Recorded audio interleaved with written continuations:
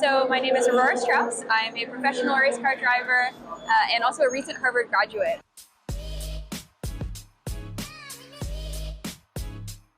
I've had to get used to saying Harvard graduate instead of Harvard student. And I am the founder of Girls with Drive, which is an initiative that encourages girls ages 5 to 12 to get involved in the world of motorsports. Not just driving, but other career paths, so engineers, team owners, etc.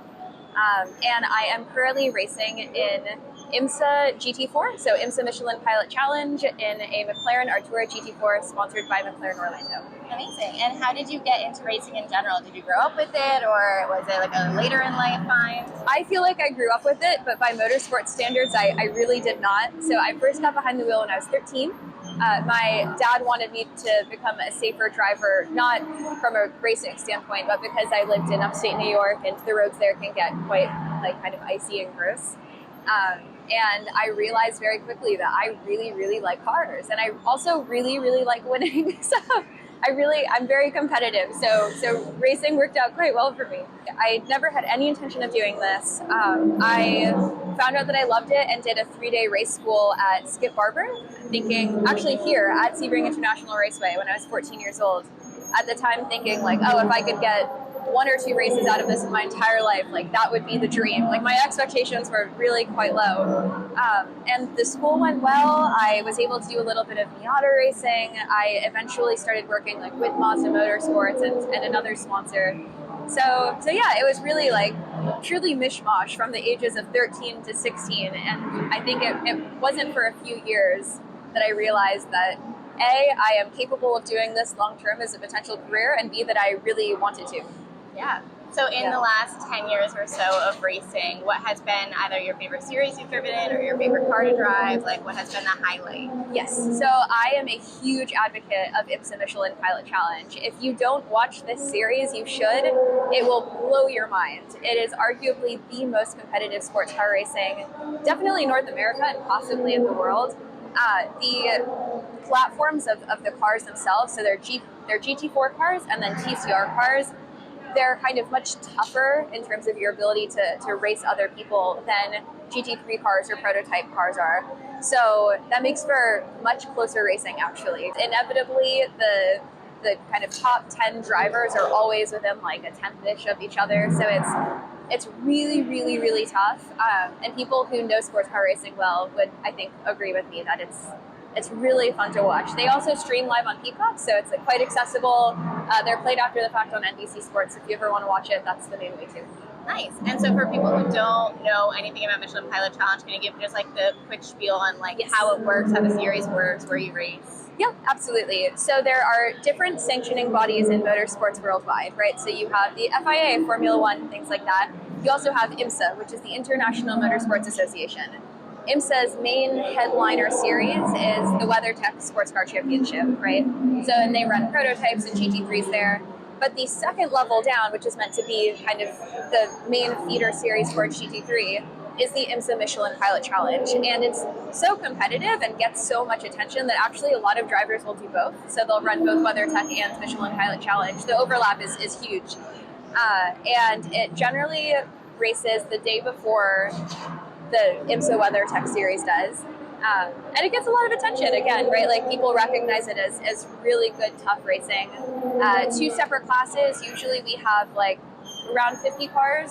So it's always a slog. 50 cars on one track at one time? Yes. How do you even navigate that? How do you not get stuck in traffic? Tough. Traffic is a huge component of racing in Michelin Pilot Challenge, right? Because you have, on the one hand, everyone is quite close to each other, right? So generally you won't have that much traffic. You won't be dealing with traffic within your own class. But the speed differential between it's called Grand Sport, but the GT4 cars and the TCR cars, it's pretty wide at some tracks. So at places like Daytona, when you're racing people, you're also keeping in mind, how can I utilize this traffic to my advantage and really maximize it from a racing standpoint? But yeah, it gets crazy. Yeah, and obviously so much strategy has to play in that as well, right? It's a lot of strategy. So the other thing that I love about Michelin Pilot Challenge is it's either 2 or 4 hour races instead of endurance races, which is just long enough that endurance strategy plays a huge role in it, right? Because you're debating between a 1 or a 2 stop race with a 2 hour time frame your pit crew will make or break your race, right? If you have an amazing pit stop, you can jump a few spots in pit lane. Given how competitive the series is, that's sometimes all that you need. And then the opposite can happen, where you could have one of the best drivers in motorsports, and if they have a bad pit stop, it's really hard to come back from that. Wow, that's so interesting. I didn't know anything about that, actually. Yeah. Okay, cool. So you raced this weekend in the McLaren, obviously. Yes. Your race didn't go perfectly as planned. Can Nope. you talk a bit about what was going on in your mind? Or first of all, what happened, but second of all, what was going on in your mind as that happened as well? Yes, sure. So we came into the weekend with no testing, which we knew would be a challenge. It just kind of logistically wasn't feasible for us given the time frame with which we had to get spare parts for the car after Daytona. So we knew it would be an uphill battle going in. We did not realize how much of an uphill battle it would be because we got about 4 laps each. So there are 2 drivers in Michelin Pilot Challenge. My co-driver and I each got very limited track time because we had 2 practice sessions. The second one got rained out and the first one had multiple red flags. So non-exaggeration, I went into the race with 4 laps in the car and I was starting 3rd. Fun fact, my boyfriend was actually starting 2nd, so we were like right next to each other, which we've never had happen before. So yeah, what was going through my mind during that pace lap was actually, I need to figure out what my braking markers are for this car because I actually just haven't done enough laps at Sebring in this McLaren to like know how to drive it to the limit. So there was a lot of experimenting happen in real time while I was racing. That being said, the car was good, right? We had some kind of mechanical gremlins, and it was a little slow in a straight line for a bunch of reasons. But yeah, I started in 3rd. We were able to bring it in the top 10, and we had a great pit stop. So my co-driver Michael exited pit lane in 5th, and then unfortunately he had a mechanical issue and had a pretty hard hit actually at the exit of turn 17. So we're walking away 12th in points in the championship. So not a terrible place to be, but definitely it'll be an uphill battle to get back from that. Yeah. Well, you obviously did such a great job. Thank Congratulations you. in general. Okay, so moving on to more of like your career and like other things that you do within like your company or your agency or whatever. So you've also been featured in a few female forward activations and initiatives, so similar to like the Mazda commercial that you did recently, as well as like the Richard Mille first sports watch post. Like, can you talk a bit more about why you get involved in things like that and like what that means to you? Yeah, absolutely.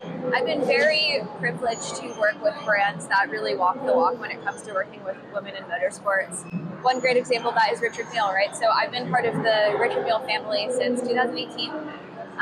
They have very long-term partnerships, which is one of the things that I really appreciate about them as a company.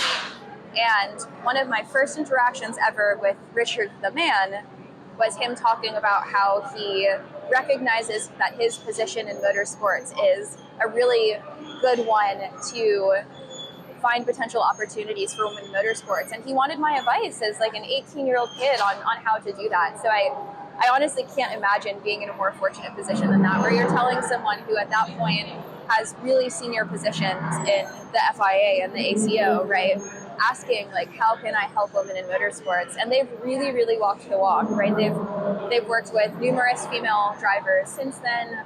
They had the first kind of all-female prototype program in the World Endurance Challenge, which was really awesome. So I'm grateful that they put their money where their mouth is, so to speak. And yes, they recently launched their first line of women's sports watches, and I was really honored to be one of the 2 drivers that were involved in that program. So yeah, and other companies I've been able to work with in similar ways, right? It matters a lot to me that there's stuff to back up the press, right? It's all well and good when companies want to like feature all of their female employees during Women's History Month, but it doesn't mean much if that's the only time they're noticing you. So one of the things that I've been really grateful for with a lot of the other companies I've worked with, right, in addition to Richard Mille, people like McLaren, Tiffany Co, Supergoop, is that they want to invest in women year-round. So in addition to doing kind of all of those activation events, right, we've also had conversations about how can we get more women working on their race teams at the track, how can they support my Girls with Drive programs and make sure that we are not only investing in women that are currently in the industry, but dealing with the much longer term issue of the pipeline, right? Like the reason there are so few women in motorsports isn't just because there's discrimination. It's also because we don't tell young girls that it's a really amazing career opportunity for them. And it's really hard to get sponsorship.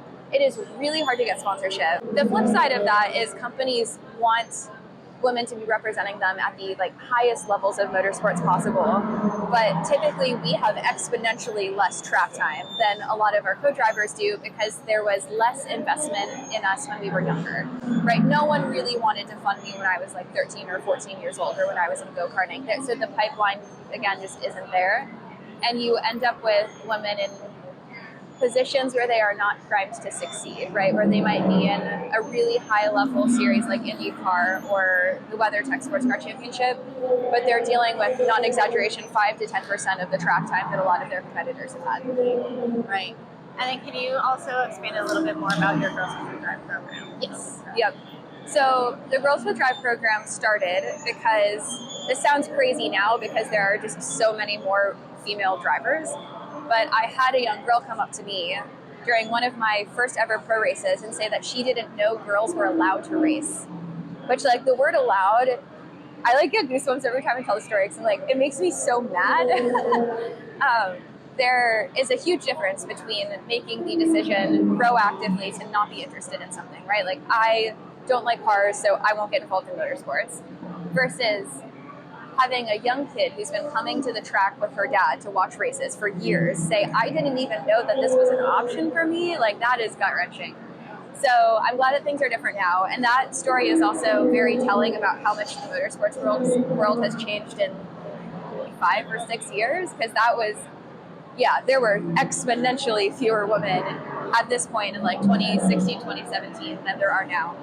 So I started that program thinking, okay, 30 years from now, the key driver of change in the industry isn't actually going to be how much people are investing in me or other kind of more established female drivers. It's going to be how much we're investing in the pipeline of young girls who are interested in getting involved in motorsport, right? Because eventually all of the people that are getting sponsorship money now will age out of this, and then where's the next generation going to come from? Yeah. So it started off with that in mind. It was a very mishmash. I didn't know what I was doing. I was 18 years old. I just wanted to get young girls to the racetrack. So I had amazing people like John Doonan from IMSA and other series working with me to just get them free tickets and get them into the track. And it developed a lot of momentum really quickly. So now we have anywhere from 20 to 50 girls come to the racetrack most weekends, depending on the track, and they get a behind-the-scenes look at as many things as we can, right? So we introduce them to female engineers, female drivers, female team owners, truck drivers, logistics support, right? Any type of career opportunity that is available to them. And then we also do a STEM-based curriculum where we talk about the friction from certain types of tires and how do you break down aerodynamics of a car to a third grader. It's actually quite hard. So it's my favorite thing about being at the racetrack. I love this program. And how do you run that? On your own? Do you have sponsors who help run that? At first it was on my own, which was really, really stressful because it was usually during race days, and I've actually had team owners come up to me and say, this takes up too much of your time. It's irresponsible of you as a driver to be dedicating so much of your physical and emotional bandwidth to this when it is kind of your job to drive this race car well, which I actually can appreciate from their standpoint. I think I've gotten better at managing it, and I also have a group of wonderful people that help me, right?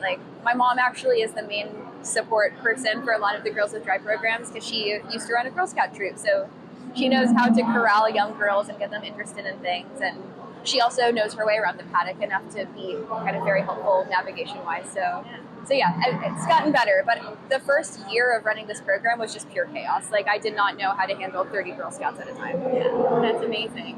And then just to end off, if you could give one piece of advice to any young girl or any even maybe established woman who wants to get into racing, whether it's driving or engineering or whatever, what's your piece of advice to get them in? Yes, absolutely. Racing is a connections-based sport. So my main piece of advice would actually be try to find someone who can help give you warm introductions to these places. There's a lot of really positive momentum right now for women in motorsports, and there is a recognition among the industry as a whole that it is a net positive investment to make to try to get more women involved. So there are definitely opportunities open to you, right? I actually think it like much broader than driving, right? There are really, really interesting, diverse career opportunities here as a series official, right? About 50% of the pit lane officials in IMSA are women, which no one really talks about, but that's like pretty incredible. That what didn't exist a few years ago, right? So there's a ton of opportunities, a lot of momentum, and the best way to get involved is just to get someone to introduce you. So I'm always happy to do that. When in doubt, buy a ticket and come to a race and like wander around and introduce yourself to people. Start sending cold pitch decks to people, right? Like my first sponsor actually came from a LinkedIn connection, so you never totally know. But yeah, the more you can put yourself out there and just try to get as many introductions as you can, the more likely that you are to get a foothold. Thank you. Yeah, of course.